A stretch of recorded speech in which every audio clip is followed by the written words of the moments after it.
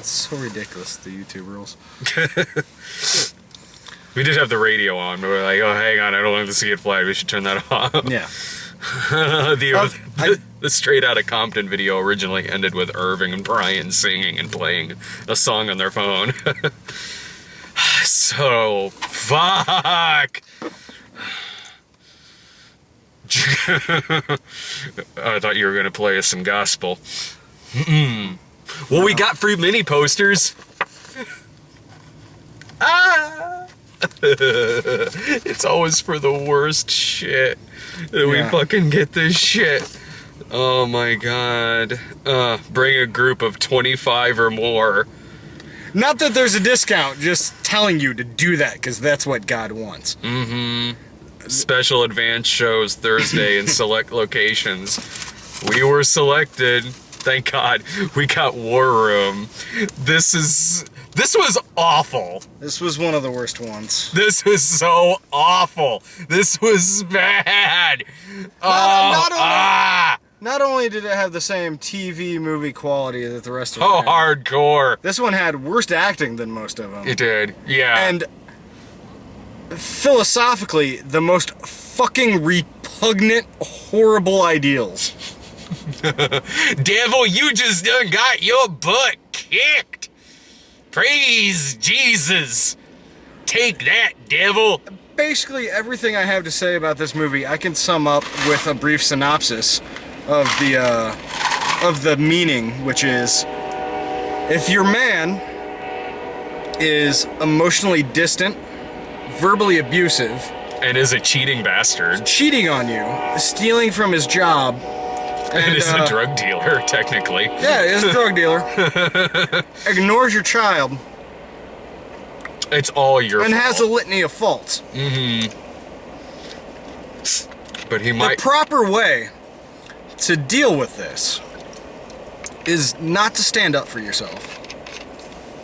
Not to do anything proactive directly, but to empty out your closet, tape a prayer to the wall, get on your knees, and pray to Jesus, not for yourself, but for your man. And Jesus will, as the song says, take the wheel and right the ship. Basically, be a floor mat, and everything will be okay.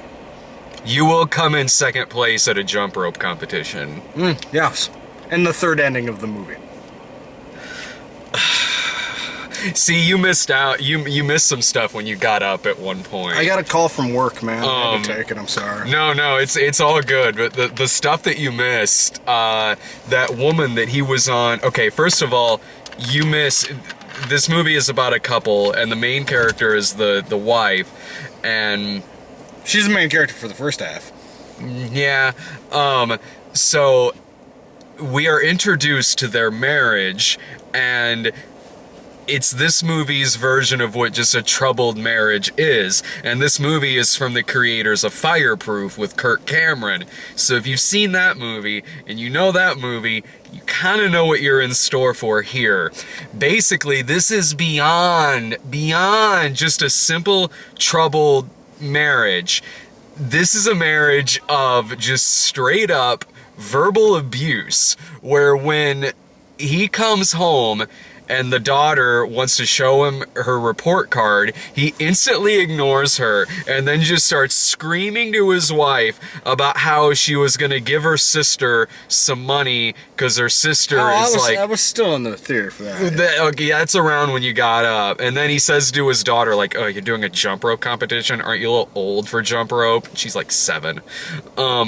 And he says to his wife, she says to him, like, yeah, but you gave money to, like, your sister. And he's like, yeah, but I make 4 times more than you do, so I'm allowed to make decisions like that. And it's, like, really condescending and yelling and screaming and argumentative. And then one part you did miss, when they're at church, the woman that he's at that dinner with later on, where he, like, almost cheats on her, she comes walking walking into the church, and he looks her up, and he's like sitting in the aisle with his wife and kid, and just looks this woman's ass up and down, and is just like, yeah, like that. And then the wife sees this and looks pissed off. And then when the wife is talking to her friends, she says, I just don't know how to submit to him anymore. Literally those words. She says, I just don't know how to submit to him anymore. And then, I kind of wrote some of this down because I didn't want to forget.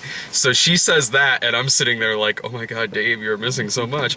And then, like, she says something to the effect of, I feel like any more submitting just means I should just kneel down and let God hit him in the head with the frying pan. And then she goes, sometimes it's just hard being a woman. It's like the end of the scene. This movie is basically... I normally... When other people on the site, and a lot of other people and other reviewers from other sites and in print and stuff, when I start seeing the feminist call to arms for the average, like, action movie or something like that, I do... Like, I understand the problems, but I do think that sometimes it gets taken a little further out of context than it needs to. That's my personal opinion. This was one of the most chauvinistic... woman-hating... All your fault, ladies. Pieces of shit. All your fault. It's all your fault. Look, you made me cheat on you. Yeah.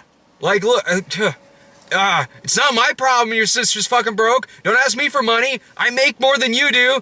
Get the fuck out of here, kid. I don't want to listen to your fucking jump rope shit. All your fault, ladies. This is, oh my God. And... This was horrible. This is basically really like, horrible. The makers of this movie, the Kendrick brothers, saw fucking, they saw a Tyler Perry movie, or maybe many Tyler Perry movies, and thought to themselves, oh, we could do worse than that. We could do way worse than that. Because if you think about it, this is not unlike something you would see in a Tyler Perry movie. You know the difference between this movie and a Tyler Perry movie, though? I can think of a few. Well, here's the big one, though. Yeah. Well, this movie was insulting to women. And, sane people. At the very least, unlike a Tyler Perry movie, it wasn't insulting to black people. Get out of my house, devil! Get up on out of here, devil! No, see, I don't think that was... No, but that was the best part of the movie. Oh, yeah. With her child just confused. Oh, we'll get to that in a second, 'cause that part was fucking amazing. Yeah. But, meaning like it's a movie about a troubled marriage. Yeah. And then an older black woman comes in... And fixes things, in this case being... an actual older black woman. Yes. And it's kind of what this movie feels like at times. It feels like if Medea wasn't played by a 45-year-old man. So the older woman in this movie, the old lady, is Miss Clara, who... Liz, the wife, is a real estate dealer, and the husband, Tony, works for a pharmaceutical company, and you know this because when he meets with his boss, they shake hands, and his boss says, Tony, how's the best salesman at the pharmaceutical company doing? My favorite part of the whole opening, when they're stating the obvious, like half these movies do, is every time they would introduce one of the main characters, they would not introduce them by first name. They would introduce them by full name. Tony Jordan, our top client. Yeah. How you doing? How are those sales? You are the #1 salesperson at the company. I know this, you know this, but the audience doesn't. Yeah. So I feel I should tell you. And the Just boss. shitty screenwriting. Oh yeah, the boss at this pharmaceutical company is played by the movie's director, and his name in the movie is Coleman. And I hope to God he's named himself after Coleman Francis, because that's wildly appropriate considering the fucking quality of movie that he fucking made. And so like. Tony is like, he's playing basketball with his friends and they're talking about like wife shit, but his friend is like this really judgmental asshole who's saying like, hey man, look, I am I am a paramedic, but I'm also a Christian, and I'm not gonna watch your marriage bleed. There's a lot of lines like this in the movie. Yeah. There's a lot of lines like that, like, I am not gonna stand by while your marriage needs CPR while you're sitting there eating a salad. This is dialogue in this fucking movie, man. This was insane.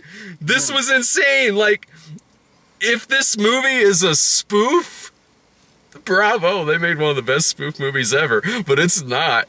It's not. This movie... Yeah. And so she meets with Miss Clara because she wants to sell Miss Clara's house. And she kind of lets it slip that she's having some, like, marital problems. So this is another part you missed. So Miss Clara says, will you come on by here tomorrow afternoon and I'll show you my favorite room in the house. Liz is like, okay. And then leaves and walks like, I'll see you tomorrow. Cuts over to Miss Clara sitting on the porch. And Miss Clara just goes, mm-hmm, and leaves. That is literally what happens. I'm like, oh man, Dave missed the mm-hmm. So then she comes back tomorrow and Miss Clara shows her her favorite room in the house, which is her war room, in which she's talking about how, because we need to band together and fight, and you gotta go through the landmines of your marriage. You need to look out for the devil and his sniper squad who's gonna take out your marriage. You need to use prayer as a weapon to fight. And I'm sitting there like, can we fucking cut the shit with the military analogies, please? The movie started with like a fucking like bunch of clips from Nam. It did, and I sat there like, please tell me they accidentally are showing Faith of Our Fathers. How is this now the second one of these movies I've seen that's fucking Nam? At least this one had actual footage from Vietnam. Yeah. Unlike Faith of Our Fathers, where they just shot it 2 blocks from my house in Chatham. Yeah, no, this... Yeah, it's just weird mixing of metaphors and just pressing these points that are horrible points. God's a good defense attorney. Literally another line in this. Well, when movies like this and this version of this faith, which it's breeding this culture of fucking idiots that take no responsibility for anything in their lives. No one takes any responsibility for anything in this fucking movie. Like, well, okay, well, I actually kind of take that back. They somewhat do later on in the movie, but not in like not in any kind of correct way, really. Yeah. Not in any kind of way that a rational human being would probably do. In this, so the wife, she's getting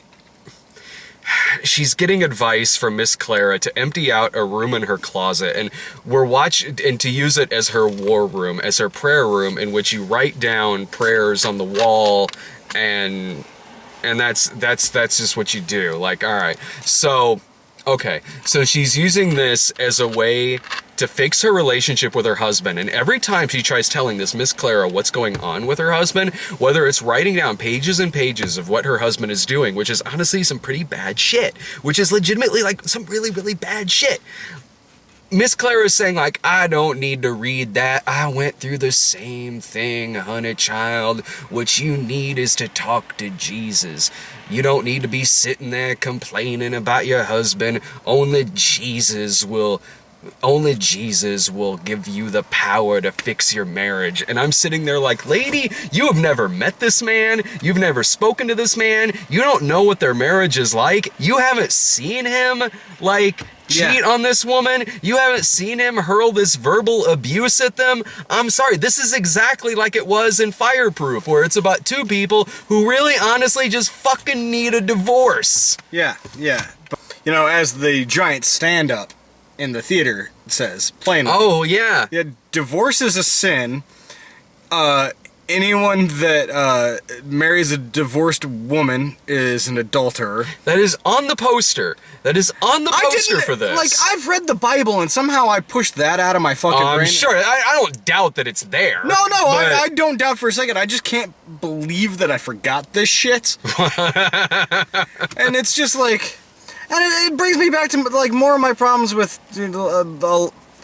I won't say the majority, but it's the small vocal amount of Christian culture. The people that are like, oh yeah, you know, it's anti-gay in the Bible, but it's like, you're divorced. Like, that, well, according to the Bible, if you sleep with anyone after you're divorced, you're an adulterer. And that's one of the big ones. Oh yeah, I mean, like, that's one of the big ones. But you know what's mentioned more times in the Bible than anything negative about homosexuals? Eating shrimp. Oh man, I had a bite of one of Sarah's shrimp earlier at dinner. Fuck. And it also says, in the same book where it talks about homosexuality, it also talks about, like, you have to marry your rapist and, like, insane bullshit like that. So yeah, this is like front and center on the fucking not the poster, but this giant standee this giant fucking standee that they have in there. Okay, so that is, they don't outright come out and say that in this movie, but it's made pretty fucking clear that divorce is not an option in any way, shape, or form. Seeing a marriage counselor is not an option. Going to couples therapy, actually sitting there and having a legitimate conversation about what their fucking problems are. No, that does not happen in this movie. This fucking movie is from the same fucking company that put out Mom's Night Out, the movie that said if you have postpartum depression, that, you know, you don't need to see a therapist, you don't need to go on any kind of medication, you don't need any of that shit. You just have to have a night out with the girls and have a deep, meaningful conversation with Trace Adkins. That's this fucking movie. That's this fucking movie's too. That's this movie's view on fucking divorce. So okay, when you got a scene in this movie where the husband is on a date with another woman who he just stared at her ass hardcore in the fucking church, just up and down, like not even being subtle about it. So he's on a dinner date with this woman. They're like stroking each other's fingers and stuff like that. Meanwhile, cut to the wife, Liz, who is in her war room, in her prayer room, who is screaming for God to step in and for divine intervention to stop the husband from cheating on her. Shitbag. Yeah, from being a shitbag, from cheating on her, from cheating on his wife. So, oh man, Dave's really angry now. He's turned red. Dave, you and the devil. We got new lights for the car, and this is the first time we've used them, so I'm still playing with the settings. We would have used my phone. I think it works best with the red and the white together. So what, we got Good Angel and Bad Angel reviewing this movie? Well, here, I'll fix yours too. Oh, thank God. So, alright, what stops the husband doesn't actually sleep with this other woman. He doesn't. They almost do. She invites him back up to her apartment for drinks, and he's about to totally do this, and he doesn't. Not because he's changed his mind, not because he's thought to himself like, wow, you know what, I'm married. My wife is... We fight, but she's good to me. Yeah, no. What stops him from sticking his dick in this other woman is divine intervention. Jesus steps in and gives him food poisoning. He runs off to the bathroom to, like, puke, and he's getting all sweaty and shit. That stops him. That stops him from doing this.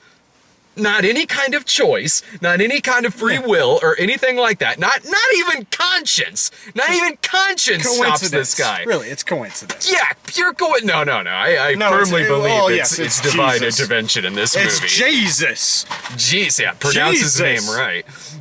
There's a Y in there. Jesus. So then that leads to one of the best scenes in the movie, where the mom is going around the house She starts crying, and anytime someone cries in this movie, it's hilarious because tears are just suddenly there. Yeah. Like when she's like talking to the daughter later on, the daughter says to the mom, like, "You don't love me," and the mom's like, "Of course I do." She's like, "Oh yeah? What's my teacher's name? What's my sports team's name? What place did we get last year? What kind of award did we get?" And the mom's like, "You won an award? That's great."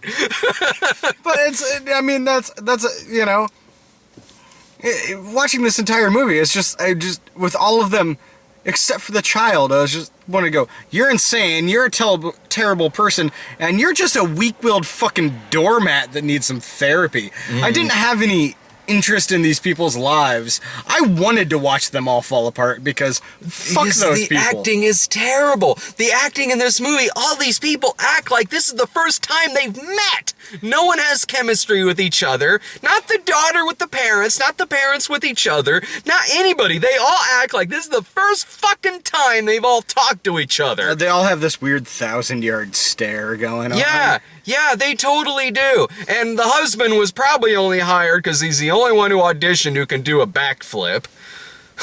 And can do like jump rope really well. So we'll get into that in a minute. Oh, we'll get into the jump rope. That's the Kirk Cameron doing the worm of this movie. We'll get to the jump rope. So okay, that's what causes the husband to go back is his fucking food poisoning. And the mom is going around the house crying, saying like, oh God. Speaking to demons. Yeah. The demon that has infested her home. "I've kicked you out, demon. I've fucking kicked you out of here. I've kicked you out of my house. You can't have my man. You can't have my man." This is literally what she's saying. "You can't have my man, devil. This house is under new management." And then she goes back inside and then comes back outside and goes, "And another thing. Jesus done kicked your butt once and he can do it again." And I'm sitting there like, you know, I'm sure the devil is fine with this. There are much worse things going on in this world than these people's marriage falling apart. But my favorite part of that whole scene is it cuts back inside and the daughter is standing at the top stairs just like, what the fuck? What? Mom's just gone insane. Yeah. No, and that's the other thing.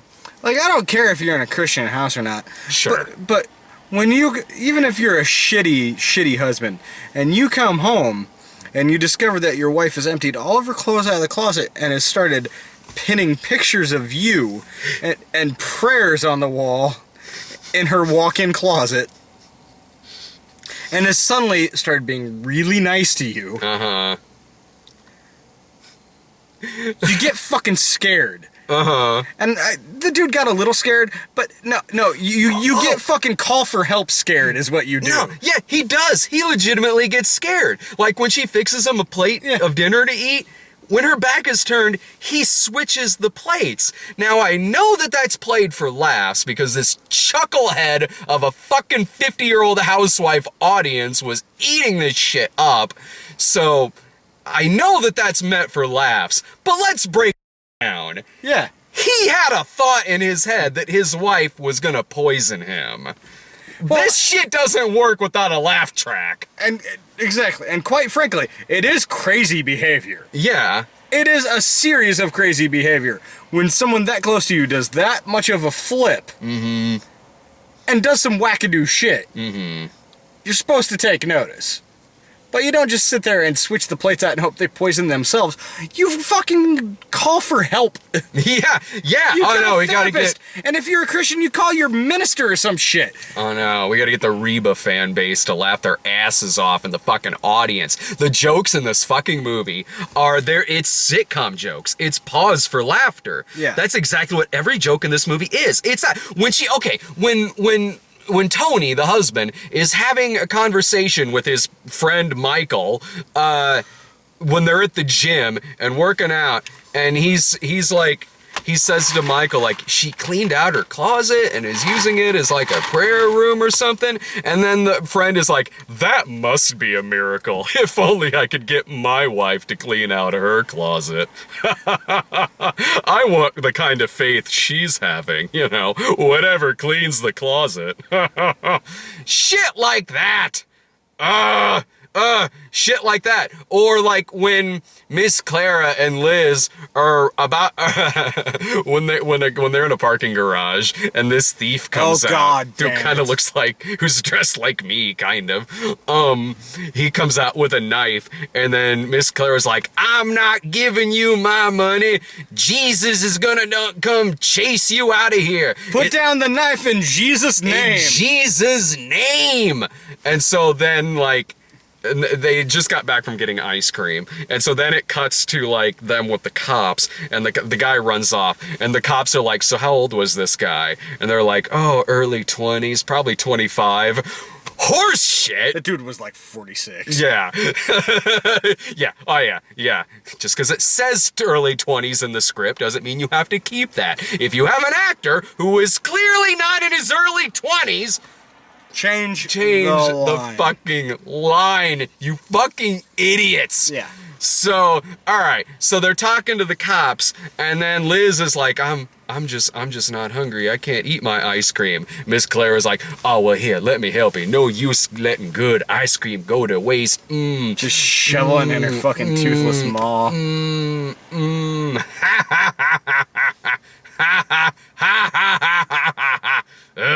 And then the scene after that, she's like, I'm just so excited. I got my energy going. I'm on a sugar rush right now. Yeah.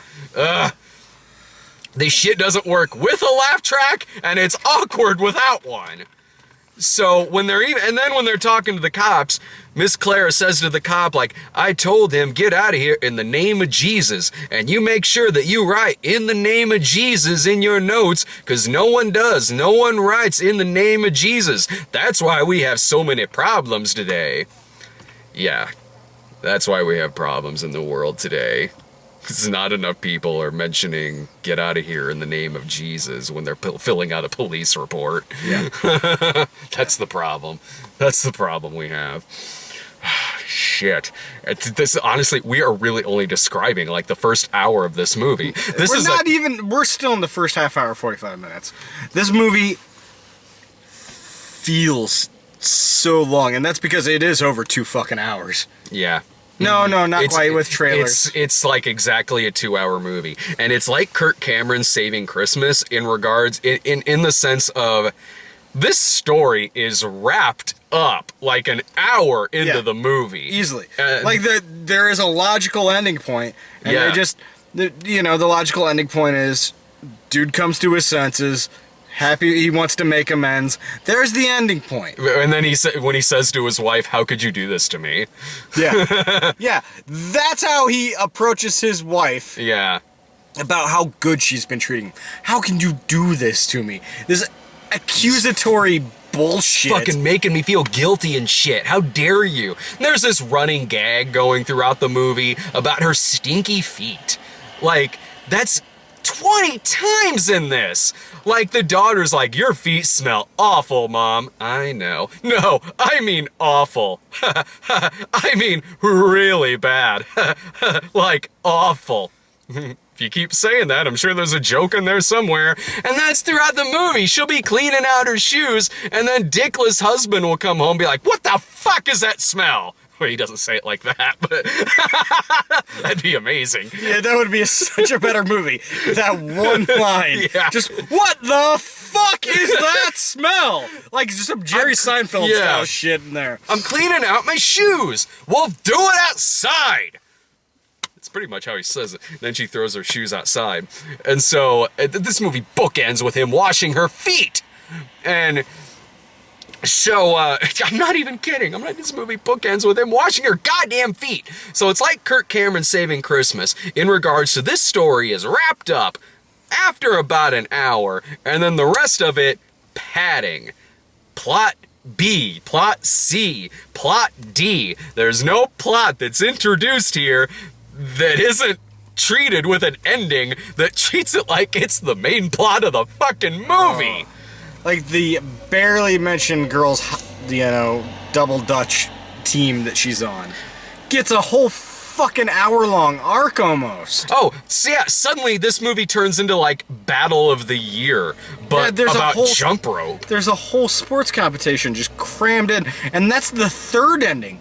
The second ending is the husband like making amends with his former employers for stealing pharmaceuticals, and they don't decide to press charges. Because he came clean, dude. Yeah. He was honest. Yeah.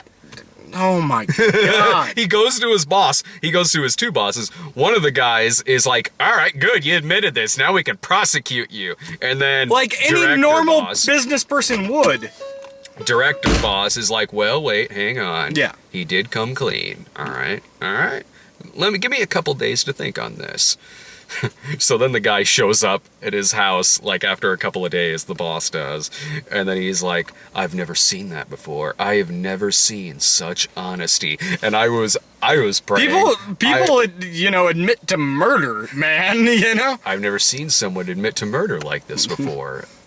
You don't promise not to do it again. I was praying to God he was not only going to get his job back, but a promotion. Yeah, but he didn't get his job back. But they decided not to prosecute as long as he also paid like the $19,000 in drugs he had already sold back. Yeah. Mm-hmm. Which is like, this dude's a fucking drug dealer. Yeah. Like, it's just like, they never outright say the words drug dealer, but he's a drug dealer. Which, I don't even understand why, really. Like, he's got a cushy fucking job, man. Like, he's got company cars, this sweet house, these fancy-ass suits, but I guess he needs that extra 5 figures that he could probably make in a week at his regular job.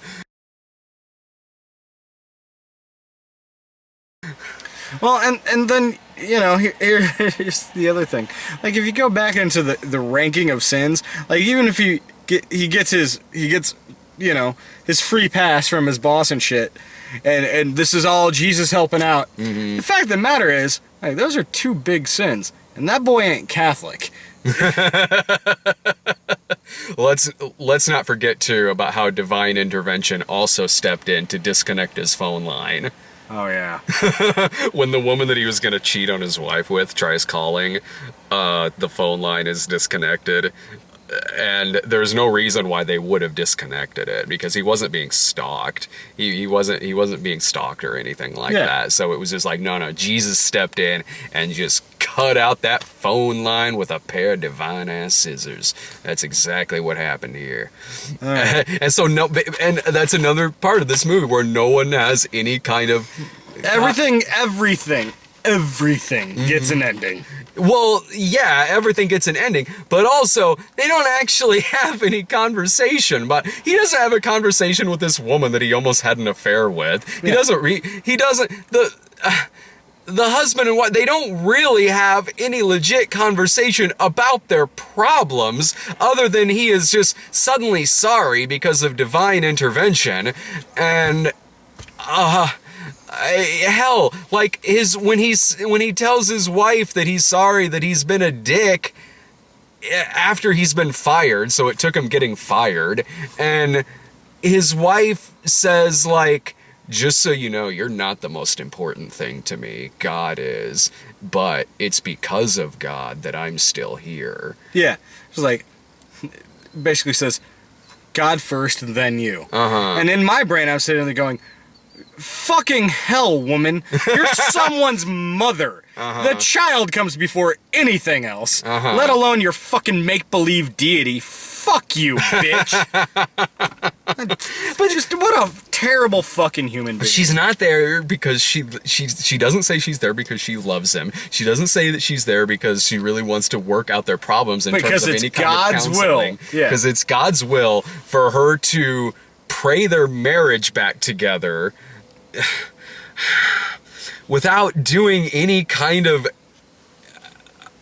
conversation, discussion, like counseling or anything. And you know what? It would be one thing if we saw this couple together in some of their brightest moments in their marriage. Maybe if we actually saw some good spots of their marriage, if we could see that, if we could see how this couple maybe does function, but they've hit kind of a rough patch. A little bit of the fall from grace and not just the bottom of the pit. Yeah, the verbal abuse bottom of the pit, because you're sitting there like, I don't want this couple to be together. No, I want them to get divorced. she's gone kind of crazy, and he's a verbally abusive, like, asshole. Who's gonna stick his dick with any random hot woman who walks in his church. So you don't see any kind of them getting together, what made them work, in any of that. It is just the absolute worst possible, one of the worst possible things that you could see in this fucking... Hell, he has a dream sequence in which... Where he's, like, beating the shit out of her. And of course, admittedly, it does come across as a nightmare, but still. Yeah. Why is that even in the movie? He has a nightmare where he watches himself beating her. And then later on, he's having, like, flashbacks to it as if it's something that actually happened. As if, like, there was a chance he's gonna start beating his wife. Like, this is... it's the same thing that I've seen in several of these movies where they go to the utmost extreme to talk about a situation. This is a couple that should not be together. This is a couple that absolutely should not be together because he's having dreams of beating her and he fucking verbally abuses the shit out of her. This is not any kind of normal couple that's having normal people problems that could legitimately be discussed in this movie with conversation. No, not at all. It's the absolute extreme of a shitty marriage like this. Yeah. Yeah, no, this movie was just... It's a fuck... You know what? No matter what, all these movies have one thing in common. And it's not this, that they're faith-based or anything like that. They are straight-up propaganda pieces. Each one of these is not meant to be good, wholesome entertainment. Because you can do that without the fucking preaching. Mm-hmm. No, they are propaganda pieces. And the way they're advertised, that fucking poster, bring 25 people or more? Uh-huh. Like, that has spread the propaganda. This movie, more than the other ones, feels like it's straight up propaganda. Well, mainly because of, like, the last 2 minutes of this movie. Oh, God. The fucking clip show during the prayer with the fucking... Only Christians give fucking poor people food, and... Yeah, even, like... It goes beyond even just that. I mean, yeah, we've got the ending with the jump rope competition, which they come in second place. Sweet. Whatever. To add realism. Yeah. Now this movie's very, very realistic now. And so he gets another job as, like, a community organizer. And the Miss Clara sells her house, and the people who come in, one of them's like a minister, and the minister walks into the war room, and then walks back out and says, "Someone's been praying in here." And then Liz is like, "How did you know?" And he's like, "I can feel it baked into the walls." And I'm like, oh man. Brother, I wish I was baked watching this shit too. Oh man, I'm just still feel I should have had like 6 more beers at dinner. Oh, and when the husband and wife get back together, she makes a call to Miss Clara about it, and that's when you have this huge, like, celebratory thing in Miss Clara's house, and she's just by herself, and that's when she says the line like, "Yeah, the devil done got his butt kicked. Woo! Yeah, this person I just met fixed things with her husband, who I technically haven't met, and has not met at all, yeah. Technically don't really know much about their relationship because I refuse to read Liz's notes on her husband, so I technically don't know jack shit and probably shouldn't have been giving him fucking advice." But yay! I live a sad, lonely life. I'm sad and lonely. But then there's a twist where it turns out Miss Clara was doing this because when she visited the grave of her... How did that go? She goes to visit the grave of her husband, who apparently she and her husband had marital issues. And she's there over her husband's grave praying to God to send him... for him to send her someone to teach her prayer techniques. And that's... that, you know... Those two women meeting at all is divine intervention. Mm-hmm. Everything's divine intervention. And Miss Clara says, "I met you to then spread this advice to other women." Oh my God! It's pray it forward.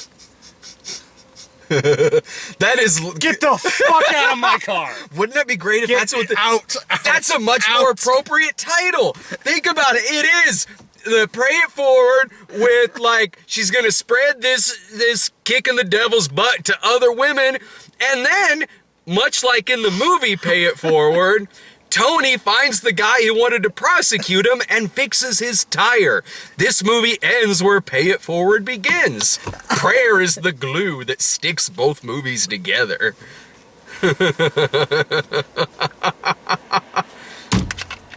Hallelujah.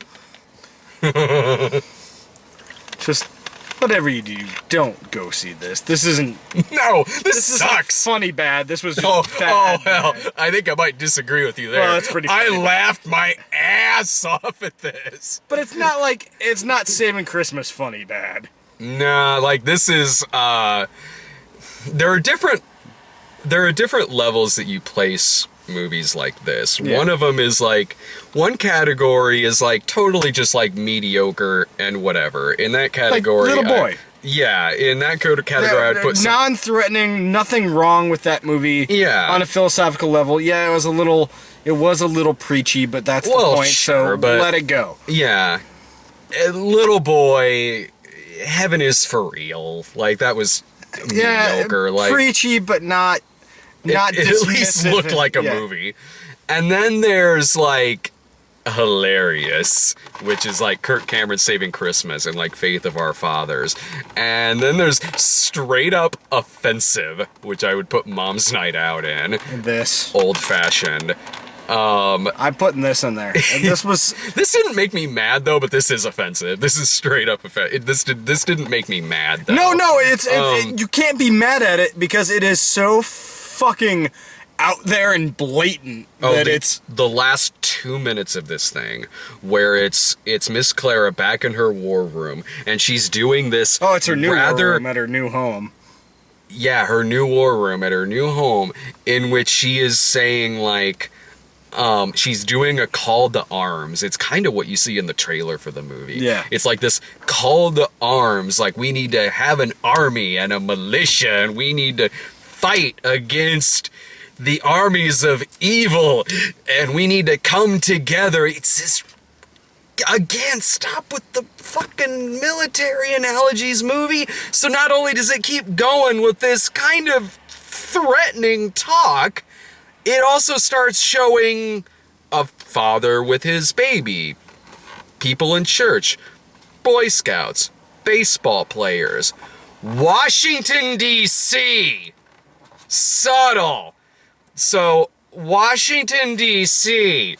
and children, among other things, and then the title comes in, War Room, with fucking crosshairs over the fucking O, zooming into the fucking screen.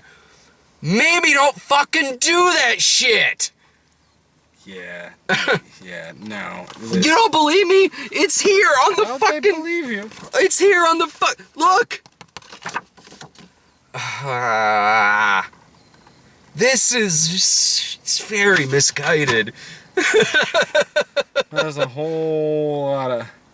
You know, I won't even say mixed messages, because the messages aren't mixed. They're pretty, like, Who's straightforward. that?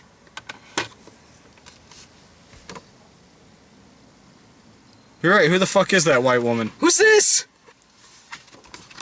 I don't... Is she the mother of, like, the daughter's, like, white friend? No, she was in one scene in the movie towards the end when she was doing her real estate stuff. She handed her a bunch of folders. What the fuck? Yeah. Don't worry, Middle America. We got at least one white person in here. Yeah, I want to Well, know... there's... Why is he on the fucking cover? I know it's the director, but... He never looks like this in the movie. What's he doing there? That's the fucking director. What's he... He's always in, like, in the movie, he's always in, like, a fancy-ass fucking suit. Here it looks like he's, like, on a golf course. Or, like, preaching and shit. This is really misleading. Very. I mean, there's the wife. There's Miss Clara. And there is no ice cream on here. Bullshit.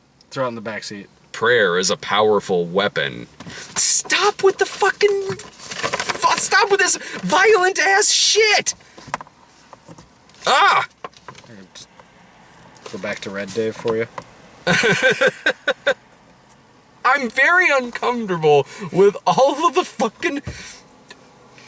like army, military, militia analogies in this. It's really scary. It's a lot scary. Here, like Red Brad.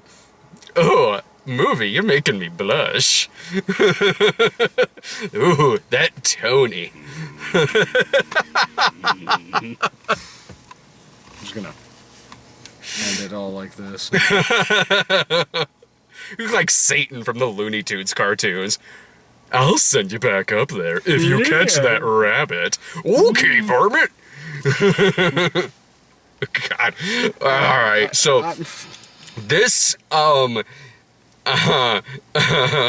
this movie was very long. It was very punishing to sit through. It has some amazing montages in it where you got musical numbers like I Got Crazy Faith.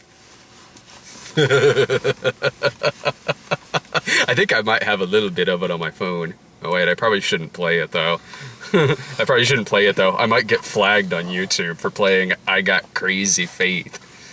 Man, maybe I shouldn't have sang a little bit of it there too. I might get flagged again. Oh, fuck it. Who gives a shit? You've gotten kicked off YouTube before. You can handle it again. So I would recommend this as like a party movie. No. Are you kidding? I would kill to be watching this in the same room that Brian would be watching this. Like, wouldn't you love to be in the same room with Sarah watching this movie? Sarah, I want Sarah watch this movie because I know how mad it's gonna make. Oh, between this and Old Fashioned, they walk hand in hand with each other in a lot of different ways. Yeah, my beautiful feminist lady would hate this movie. Yeah, no. My original thought was to have, like, the four of us go see it and 2 people in one car talking about it, and then 2 people in another. But things kind of Brian caught some food poisoning earlier, so things kind of got shifted around a little bit. It didn't really affect us. We were always going to be at this movie. Yeah. But Sarah and Brian were originally going to be at We Are Your Friends tonight, and I guess they're seeing it tomorrow. And you and I are gonna be at Unsullied. So this... Why not? Parkway Point's weird! We got a fucking war room on one screen, some exploitation movie made by a football player in another theater. So we'll be at Unsullied tomorrow. I just found out what that is. I don't know if I'm forgetting anything about War Room. Are you? Not yet, but I'm trying real hard. You're trying hard to forget, or you're trying hard to remember? Forget. I'm trying hard to remember if there's any shitty lines that I've forgotten about. I don't know, this movie's chock full of just sitcom ass dialogue. Like Sitcom ass dialogue and misguided ideals. Sitcom ass dialogue where the mother is talking to her daughter and the mother's like, oh, when mommy's stressed, I act a little crazy. And the daughter's like, then you must be really stressed. Alright. I'm fucking done, dude. You done talking War Room? Call the arms. Don't go see War Room. Get an army, a militia together, and don't go see War Room. Praise Jesus. The end. Bye.